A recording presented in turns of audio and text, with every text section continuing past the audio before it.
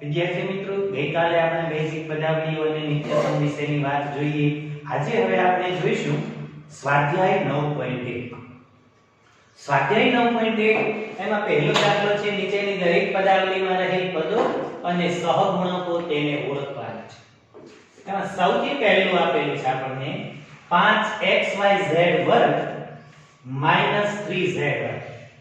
હવે આમાં આપણે બે વસ્તુ શોધવાની છે, કેટલા પદો છે એ અને એના સહગુણકો. તો આ જે પદાવલી છે આપણને બહુપદી, એની અંદર બે પદો છે. કયા કયા? સૌથી પહેલું આ એક પદ અને પછી જ્યાં પ્લસ માઈનસ ની નિશાની આવે ત્યાંથી પદ અલગ પડે 3zy.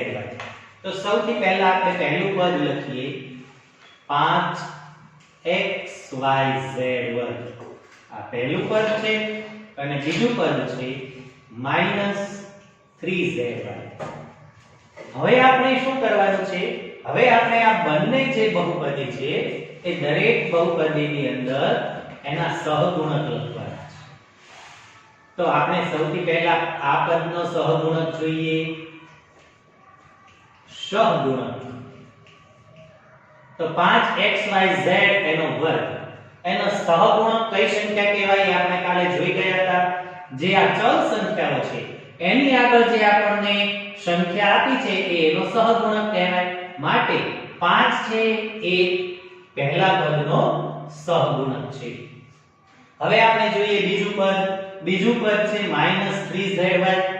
તો z અને y બંને ચલ સંખ્યાઓ છે, માટે -3 છે એ આ પદનો સહગુણક થશે. તો બીજા પદનો સહગુણક થશે -3. તો અહીંયા આપણે પહેલી બહુપદીના બંને પદો અને એના સહગુણક લખ્યા. હવે આપણે જોઈએ બીજું છે 1 x x². એટલે અહીંયા આપણે જોઈએ તો આપણને ત્રણ પદો મળે છે. 1 પછી પ્લસ કરીને x અને પ્લસ કરીને x². એટલે આપણે સૌથી પહેલા પદો લખી નાખીએ. a પછી બીજું છે x અને પછી છે x². હવે આ ત્રણેય પદોના આપણે સહગુણક લખવાના છે. અહીંયા બે પદ હતા તો બંને પદના સહગુણક આપણે લખ્યા. અહીંયા ત્રણ પદ છે એટલે ત્રિપદી કહેવાય, એના આપણે સહગુણક લખીશું. તો અહીંયા આપણે સૌથી પહેલા પહેલું પદ છે, પહેલા પદની અંદર માત્ર એક એ જ આપેલા છે. તો એક છે એ સંખ્યા છે, માટે એ જ એનો સહગુણક થશે, કારણ કે ચલ સંખ્યા આપી નથી. એટલે પહેલું પદ છે થશે એનો સહગુણક છે. પછી બીજું પદ છે x. તો એનો સહગુણક શું થશે એ આપણે જોઈએ. તો x એની આગળની જે સંખ્યા હોય તે આપણે સહગુણક તરીકે લઈએ છીએ, પરંતુ અહીંયા x ની આગળ આપણને કોઈ સંખ્યા આપેલી છે નહીં. માટે x ની આગળ જ્યારે કોઈ સંખ્યા ન હોય ત્યારે આપણે એને માની લેવાના એક છે તેમ. તો માટે x છે એનો સહગુણક છે એ 1 થશે, 1 છે. પછી બીજી સંખ્યા છે x2. તો એનો સહગુણક શોધીએ. તો જુઓ x2 છે એ પણ ચલ સંખ્યાનું પદ થાય, એની આગળની સંખ્યા એ એનો સહગુણક થાય. એની આગળ પણ કાંઈ નથી, જ્યારે કાંઈ સંખ્યા ન આપેલી હોય ત્યારે 1 હોય, માટે ત્રીજા પદનો પણ સહગુણક થશે 1. હવે આપણે જોઈએ ત્રીજાની રકમ છે 4x² y² -4x² y² z² z². તો અહીંયા આપણને જોઈ શકીએ છીએ કે અહીંયા આપણને ત્રણ પદ મળે છે, એટલા માટે આ થશે ત્રિપદી. સૌથી પહેલા આપણે ત્રણેય પદો લખી નાખીએ. તો 4x² y², પછી છે -4x² y² z² અને પ્લસ z². હવે આપણે આ ત્રિપદી છે એના ત્રણેય પદોના સહગુણક શોધીએ. તો સૌથી પહેલું પદ છે 4x² y². તો x અને y એ બંને છે એ ચલ સંખ્યાઓ છે. એની આગળની જે સંખ્યા એ એનો સહગુણક થાય તો એમાં છે 4 માટે સહગુણક થશે 4. બીજું પદ છે -4x² y² z². તો x² y² અને z² છે એ ચલ સંખ્યાઓ છે. એની આગળની સંખ્યા છે એ છે -4. જો જે પ્રમાણે હોય તે જ લખવાની, પ્લસ હોય તો લખવાની જરૂર રહેતી નથી, આગળ પ્લસ ની નિશાની કરવાની. પરંતુ જો -4 હોય તો માઈનસ આપણે લખવા પડશે, -4. અને ત્રીજું છે z². z² એ ચલ સંખ્યા છે. એની આગળ કોઈ પણ સંખ્યા નથી માટે કોઈ સંખ્યા ન હોય ત્યારે એનો સહગુણક થશે 1. ત્રીજા પદમાં એનો સહગુણક આવશે 1. હવે જોઈએ આપણે ચોથું 3 pq qr rq. તો અહીંયા જો આ 1 2 3 અને 4 ચાર પદ છે. ચારેય પદોના આપણે સહગુણક શોધીશું. તો સૌથી પહેલા 3, પછી pq, પછી qr અને પછી છે -r. હવે આપણે વારાફરતી દરેક પદના સહગુણક લખી દે. અહીંયા ચાર પદ છે માટે આને ચતુર્પદી અથવા તો ચારપદી કહી શકાય. એના આપણે સહગુણક લખીએ. તો સૌથી પહેલું પદ છે 3. 3 છે એમાં ચલ સંખ્યા નથી, સીધો અંક જ છે એટલે એ જેનો સહગુણક થશે એટલે 3 નો સહગુણક 3. પછી છે pq. pq ની આગળ pq એ ચલ સંખ્યા છે, એની આગળ કોઈ અંક આપેલો નથી. કોઈ અંક ન આપેલો હોય ત્યારે આપણે આગળ કહ્યું તેમ 1 એનો સહગુણક થશે. પછી qr પણ ચલ સંખ્યા કહેવાય, એની આગળ કોઈ સંખ્યા આપેલી નથી માટે એનો પણ સહગુણક 1 થશે. અને છેલ્લું છે -rp. -rp માં પણ આગળ કોઈ સંખ્યા નથી એટલે એનો સહગુણક પણ થશે 1. પણ જો rp કેવા છે માઈનસ માટે આનો જે સહગુણક થશે એ સંખ્યા હશે -1. તો વિદ્યાર્થી મિત્રો આ રીતે આપણે સહગુણક અને પદ એના વિશે આપણે માહિતી મેળવી. પાંચમું અને છઠ્ઠું એ તમારે જાતે ગણજો. આ ચાર દાખલા આપણે અહીંયા ગણેલા છે. p અને q એ ચલ સંખ્યા શા માટે કહેવાય? કારણ કે આપણે આગળના પીરિયડમાં જોઈ ગયેલા કે p અને q એની સંખ્યા નિશ્ચિત નથી. x ની, y ની, z એની સંખ્યા નિશ્ચિત નથી. કોઈ પણ સંખ્યા હોઈ શકે માટે એ ચલ સંખ્યા છે અને આંક છે એ અચલ સંખ્યા છે.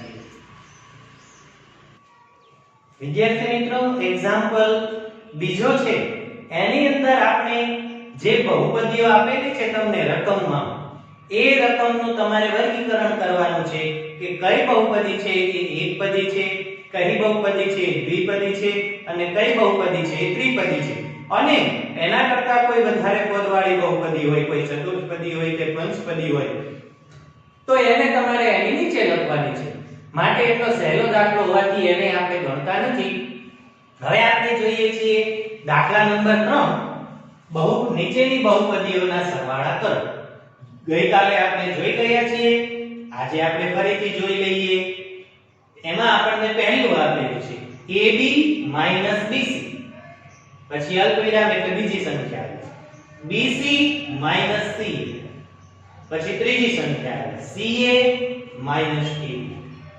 આ ત્રણ બહુપદીનો આપણે સરવાળો કરવાનો છે. તો હવે આપણે કરીશું સરવાળો. તો સૌથી પહેલા પહેલું પદ છે એ આપણે લખીએ. તો આપણે બે રીતે બહુપદીના સરવાળા કરતા શીખી ગયા હતા. આપણે જેમ સરવાળોની નિશાની કરીને સરવાળા કરીએ છીએ એમ પણ સરવાળો કરી શકીએ. સરખા પદ પાસે લખીને પણ સરવાળો કરી શકીએ. તો જો આપણે સરવાળા કરીએ છીએ એ રીતે સરવાળો કરીએ. તો AB - BC આ પહેલી બહુપદી આપણે લખી નાખી. હવે બીજી બહુપદી છે BC - CA. તો અહીંયા પહેલું પદ છે BC. તો જો આ AB ની નીચે BC લખાશે નહીં. સરખા પદ જ એકબીજાની નીચે લખવાના. BC છે તો અહીંયા આપણે લખીશું. હવે જો BC છે એ પ્લસ છે કે માઈનસ? તો આગળ કાંઈ નિશાની નથી એટલે પ્લસ હોય, તો અહીંયા લખીશું પ્લસ BC. હવે પછી છે CA, તો CA તો આમાં ક્યાંય છે જ નહીં, તો પછી આપણે આગળ લખીશું અહીંયા CA. અહીંયા કાંઈ નથી એટલે શૂન્ય લખીએ તો પણ ચાલે. આ બંનેનો સરવાળો પણ આટલો જ નહીં, હજી ત્રીજી સંખ્યા પણ છે, તો આપણે ત્રીજી સંખ્યા પણ લખી નાખીએ. એમાં છે CA, તો CA વાળું પદ ક્યાં છે? અહીંયા. તો એની નીચે આપણે લખીશું કાંઈ નિશાની નથી એટલે પ્લસ હોય, પ્લસ CA અને માઈનસ AB. AB વાળું પદ ક્યાં છે? અહીંયા. તો એની નીચે લખીશું માઈનસ AB. અહીંયા કાંઈ નથી એટલા માટે આપણે લખીશું 0. તો આ રીતે આપણે ત્રણેય પદોને એકની નીચે એક ગોઠવી નાખ્યા. હવે આપણે એનો સરવાળો કરીશું. તો દરેક બહુપદીના જે અહીંયા સરખા પદ તો છે એટલે એ પદ એમ રહેશે અને જે આગળ સંખ્યાઓ છે એના સરવાળા બાદબાકી આપણે કરીશું. પણ જો અહીંયા AB એની આગળ કાંઈ સંખ્યા નથી એટલે કેટલા હોય? 1. એટલે અહીંયા છે +1 અને અહીંયા કેટલા છે? -1. તો +1 અને -1 એ બંનેનો સરવાળો કરીએ તો જવાબ આવશે 0.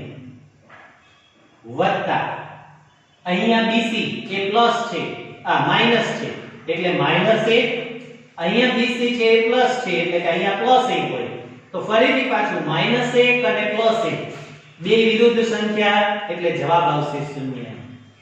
એવી જ રીતે અહીંયા આપણે જોઈએ તો CA છે એ માઈનસ છે, કાંઈ સંખ્યા નથી એટલે 1 હોય એટલે -1 અને અહીંયા +1 એટલા માટે અહીંયા પણ જવાબ આવશે 0.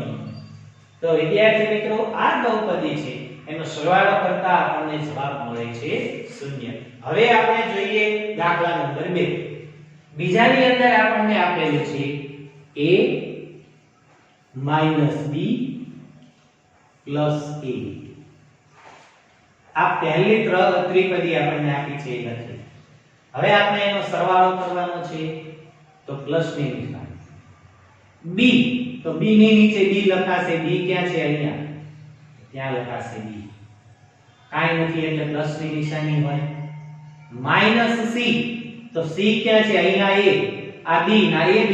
C આમાં છે જ નહીં તો ફરીથી અહીંયા જુદું લખવું પડશે -C. અને પછી છે BC. A B AB અને -C. BC એ નથી તો ફરીથી લખવું પડશે BC. હવે ત્રીજી સંખ્યા +C, તો જો C વાળું પદ છે અહીંયા તો ત્યાં C ની નીચે લખીશું C. પછી છે -A, તો અહીંયા લખીશું -A. અને પછી છે AC. AB છે, BC છે, AC નથી એટલે ફરીથી લખશું +AC. અહીંયા કાંઈ નથી એટલે 0, અહીંયા કાંઈ નથી એટલે 0, આ બેયમાં કાંઈ નથી એટલે 0, અહીંયા પણ 0 લખીશું. અહીંયા ઉપર પણ 0 આપણે લખી શકીએ. હવે આપણે એના સરવાળા કરવાના છે. તો જુઓ અહીંયા A છે, આગળ કાંઈ નિશાની નથી એટલે +1 છે. અહીંયા A છે એ માઈનસ છે 1 છે એટલે +1 ને -1 એટલે 0 થઈ જશે. અહીંયા એટલે B છે એ -1 અને +1 એટલે A 0 થઈ જશે. અહીંયા જુઓ AB કાંઈ નથી એટલે 1 હોય. અહીંયા બધી જગ્યાએ 0 છે એટલે AB વધશે. પાછું અહીંયા C માઈનસ છે અને C પ્લસ છે એટલે થઈ જશે 0. BC એક જ છે, આ તો 0 છે એમાં ઉમેરીએ એટલે BC. એક BC લખો તોય સાચું પડે, ખાલી BC લખો તો પણ એક BC જ કહેવાય. અને ત્રીજું છે ACN. તો અહીંયા આપણને આ 0 આ વચ્ચેથી કાઢી નાખીએ જવાબમાં 0 એટલે કાંઈ નહીં તો પણ ચાલી શકે. તો આપણને જવાબ મળશે AB + BC + AC. તો વિદ્યાર્થી મિત્રો આ રીતે આપણે સરવાળાના દાખલા કરવાના છે. અહીંયા જો સંખ્યાઓ આપેલી હોય તો એ સંખ્યાનો તમારે સરવાળો બાદબાકી કરી અને નીચે જવાબ લખવાનો છે. આવી રીતે દાખલો ગણવાનો. બાકીના બે દાખલા બાકી છે, ત્રીજું અને ચોથું, તે તમે જાતે કરજો. હવે આપણે જોઈશું દાખલા નંબર 4. વિદ્યાર્થી મિત્રો હવે જોઈએ આપણે એક્ઝામ્પલ 4 નીચેની બહુપદીઓની બાદબાકી કરો. એની અંદર આપણને પહેલું આપેલું છે 12a 9ab 5b 3. એમાંથી 4a 7ab 3b 12 એ બાદ કરવાના છે. તો આને પણ આપણે સૌથી પહેલા જે સરવાળામાં એકની નીચે એક સરખા પદ લખેલા એમ આપણે સૌથી પહેલા લખીશું. તો લખીએ 12a પછી છે -9ab 5b -3. હવે આપણે અહીંયા કરવાની છે બાદબાકી. કેટલા છે 4a minus 7ab plus 3b plus 12. હવે જુઓ આપણે સરવાળા તો શીખી ગયા છીએ પણ બાદબાકી શીખ્યા નથી. તો બાદબાકી કઈ રીતે કરશું? તો જે રીતે સરવાળા કરતા હતા એ જ પ્રમાણે બાદબાકી, પણ એક તફાવત આવશે કે જ્યારે તમે બાદબાકી કરો છો ત્યારે પહેલી સંખ્યા છે એમાં કાંઈ ફેરફાર કરવાનો નથી, પરંતુ બીજી સંખ્યા જે સંખ્યા બાદ કરવાની છે તે બાદ કરવાની બધી જ સંખ્યાઓની નિશાની ફેરવી નાખવાની, પછી જ બાદબાકી તમે કરી શકશો, તો જ જવાબ સાચો આવે. એ નિયમ છે. એટલે નિયમ પ્રમાણે આપણે જે બીજું પદ છે એની બધી જ નિશાની ફેરવી નાખવાની. આ 4a એ પ્લસ છે એટલે એની નિશાની કરીશું માઈનસ, આ માઈનસ છે એની નિશાની કરશું પ્લસ, આ પ્લસ છે એની નિશાની માઈનસ. હવે આ નિશાની ભૂલી જવાની આપણે, અહીંયા કાંઈ નથી એટલે પ્લસ હોય. આ પ્લસ ની નિશાની ભૂલી જવાની અને એને કરવાના માઈનસ. અને હવે આપણે દાખલો ગણવાનો. હવે આપણે દાખલો જેમ સરવાળાનો ગણીએ છીએ એમ જ ગણવાનું, જવાબમાં કાંઈ ફેર પડશે નહીં. જુઓ અહીંયા કેટલા છે 12a અને અહીંયા 4. એટલે એ તો આપણે એમને લખી નાખીએ, સંખ્યા કેટલી આવે છે એ જ આપણે જોવાનું મહત્વનું છે. કારણ કે સરખા સરખા પદ તો નીચે લખી નાખ્યા છે, પદમાં કઈ ફેર પડે નહીં એટલે a ના a. અહીંયા 12 છે એ કેવા છે પ્લસ અને અહીંયા 4 છે એ કેવા છે માઈનસ. તો એક સંખ્યા પ્લસ થઈને એક માઈનસ એટલે બાદબાકી કરવાની. 12 માંથી 4 વધશે એટલે વધશે 8. મોટી સંખ્યા હોય એની નિશાની મોટા 4 અને 12 માં કયા થાય 12, એની નિશાની પ્લસ એટલે જવાબ આવશે 8a પ્લસ. હવે જોઈએ આપણે બીજું, એમાં વધે છે ab. તો પહેલા આપણે ab તો લખી જ નાખીએ. હવે સંખ્યા કઈ વધશે એ હવે આપણે જોઈએ. અહીંયા છે 9 અને અહીંયા છે 7. 9 છે એ કેવા છે માઈનસ અને 7 છે એ કેવા છે પ્લસ. હવે આપણે પહેલાની નિશાની ભૂલી જવાની માઈનસ ની, આ 7 પ્લસ જ સમજવાના છે. એટલે 7 છે એ કેવા છે પ્લસ, એક માઈનસ અને એક પ્લસ, તો શું થશે બાદબાકી. 9 માંથી 7 જશે એટલે વધશે 2. મોટી સંખ્યાની નિશાની 7 અને 9 એ બંનેમાં મોટી કઈ સંખ્યા છે 9. 9 ની નિશાની કેવી છે માઈનસ, તો આ સંખ્યા આવશે માઈનસ. પછી જો અહીંયા છે b તો લખાશે b ના b. હવે સંખ્યા જોઈએ તો અહીંયા 5 છે અને અહીંયા 3 છે. 5 છે એ કેવા છે પ્લસ અને 3 છે એ કેવા છે માઈનસ. તો એક સંખ્યા પ્લસ ને એક માઈનસ, તો બાદબાકી કરવાની. 5 માંથી 3 જાય તો વધશે 2. જે સંખ્યા મોટી હોય એની જે નિશાની હોય એ લખવાની. તો 5 અને 3 એ બંનેમાં મોટી સંખ્યા 5 છે, એની નિશાની પ્લસ છે એટલા માટે આપણે અહીંયા લખીશું પ્લસ. હવે છેલ્લે જોઈએ, અહીંયા અચલ સંખ્યા નથી એટલે સીધો અંકનો સરવાળો બાદબાકી જે થતું હશે તે કરશું. અહીંયા કેટલા છે 3 અને અહીંયા 12. 3 છે એ કેવા છે માઈનસ, 12 છે એ કેવા છે માઈનસ. બે માઈનસ છે એટલે થશે સરવાળો પણ નિશાની રહેશે માઈનસ ની. એટલે 12 ને 3 15 અને નિશાની માઈનસ ની. તો જવાબ આપણને મળશે 8a 2ab 2b 15. તો આપણો પહેલો દાખલો અહીંયા પૂર્ણ થયો. હવે સેમ પદ્ધતિથી આપણે બીજો દાખલો કરવાનો છે. એકદમ હવે તો આપણને યાદ જ છે કે સહેલી રીત છે, અત્યાર સુધીના જેમ સરવાળા કરેલા એમ જ ગણવાનો છે, કાંઈ ફેરફાર નથી. પહેલા પહેલું પદ છે એ આપણે એમને એમ લખી નાખીશું 5xy minus 2yz minus 2zx plus 10xyz. હવે એમાંથી બાદ કરવાના છે કઈ સંખ્યા 3xy. તો જુઓ xy ની નીચે xy વાળું પદ લખીશું. ક્યાં છે xy વાળું પદ? અહીંયા પહેલા જ છે એટલે કાઈ પ્રશ્ન નથી. 3xy પછી છે વત્તા 5yz. તો yz વાળું પદ અહીંયા બાજુમાં જ છે તો એની નીચે લખીશું 5yz. પછી છે -7z -7z. એટલે બાદ કરવાના છે. ચોથું પદ આપણને આપેલું નથી તો કાઈ ન આપેલું હોય તો એમને ડેશ કરી નાખો તોય ચાલે, શૂન્ય લખો તો પણ ચાલે. હવે આપણે બાદબાકી કરવાની છે પણ બાદબાકીનો નિયમ આપણે યાદ રાખવાનો છે. જે નીચેની સંખ્યાઓ છે એ બધામાં આપણે નિશાની ફેરવવાની છે. આ 3 છે એ પ્લસ છે એને હવે આપણે માઈનસ સમજવાના છે. આ +5 છે એને માઈનસ સમજવાના અને આ માઈનસ છે એને પ્લસ. એટલે આ બે નિશાની આપણે ભૂલી જવાની.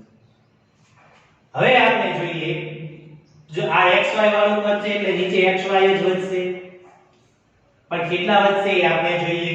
અહીંયા 5 છે અને અહીંયા 3 છે. 5 છે પ્લસ છે, આ 3 છે એ કેવા છે માઈનસ. એક પ્લસ ને એક માઈનસ એટલે બાદબાકી થાય. 5 માંથી 3 જાય તો વધશે 2. મોટી સંખ્યાની નિશાની. મોટા 5 છે એ કેવા છે પ્લસ, કાંઈ નિશાની નથી એટલે પ્લસ. પ્લસ ની નિશાની પહેલી વખત લખવાની જરૂર નહીં એટલે નથી લખતા. હવે આગળ જોઈએ. આગળ છે yz તો પહેલા એમને લખી નાખીએ. અહીંયા છે -2 માઈનસ અને 5 છે એ માઈનસ. બંને સંખ્યા માઈનસ છે તો આપણે આગળ જોયું કે બંને સંખ્યા માઈનસ હોય માઈનસ માઈનસ પ્લસ એટલે કે સરવાળો કરવાનો અને નિશાની માઈનસ ની રાખવાની. તો જવાબ આવશે -7yz. હવે અહીંયા જોઈએ zx છે એમાં 2 છે એ માઈનસ છે, 7 છે એ પ્લસ છે. એક પ્લસ ને એક માઈનસ. એક સંખ્યા પ્લસ ને એક માઈનસ હોય તો બાદબાકી કરવી પડે. 7 માંથી 2 બાદ કરીએ તો વધશે 5. જે સંખ્યા મોટી હોય એની નિશાની આવશે. બરાબર. તો જો 2 અને 7 એમાં મોટી સંખ્યા કઈ છે 7 અને એ કેવા છે પ્લસ એટલે નિશાની આવશે પ્લસ ની. જો અત્યાર સુધીમાં આપણે બધામાં ઉપરની નિશાની આવતી હતી એટલે એવું ન હોય ઉપરની નિશાની મૂકવાની. બરાબર છે. પણ અત્યાર સુધી ઉપરની સંખ્યા મોટી હતી માટે આપણે ઉપરની નિશાની લખતા હતા. અહીંયા નીચેની સંખ્યા મોટી આવી છે એટલા માટે આપણે નીચેની સંખ્યાની નિશાની લખીશું. બરાબર. છેલ્લે વધશે 10xyz. વિદ્યાર્થી મિત્રો આનું તે ત્રીજું ચોથું છે એ સેમ આ જ પદ્ધતિથી તમારે ગણવાનું છે. પ્રકરણ 9.1 અહીંયા પૂરું થાય છે. આવતીકાલે આપણે ફરીથી જોઈશું પ્રકરણ 9.2.